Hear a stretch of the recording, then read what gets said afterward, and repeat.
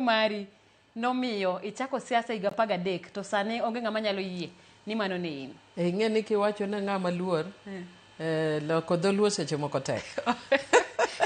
Ng'ama shy gi ng'ama luor nitie pogruok matin, en mana kia pogo gi dholuo. Nyalo bedo ni pogo tek. Kawuono wati gi shy mondo wati ni luor. En ng'ama kata kana donjo ot kama ji nitie, ka ok nanyal wuotho kama ji nitie, na bet aluoro wang' ji. Awach kamano.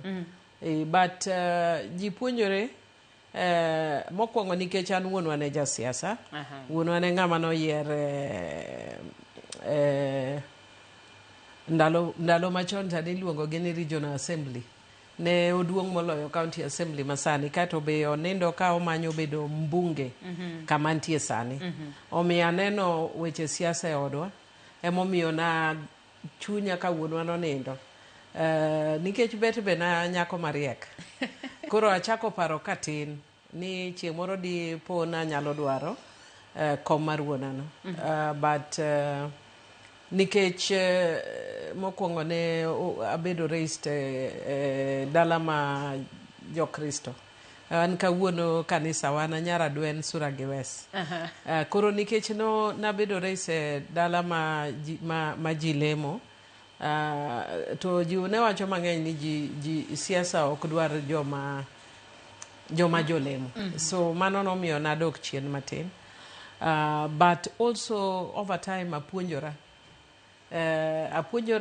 through neno maisha mag jok mantie around wa. Mama na mokwongo kech nowe gi nyithindo, wuonwa nothowe gi nyithindo 8, mokwongo ne ja klas 7.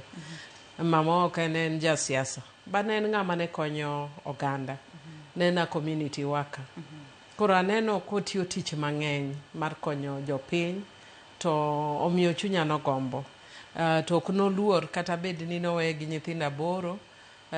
Mokwongo keto geno kuom Nyasaye, but be notiyo matek. Ma puonjora from ni inyalo puonjori cher.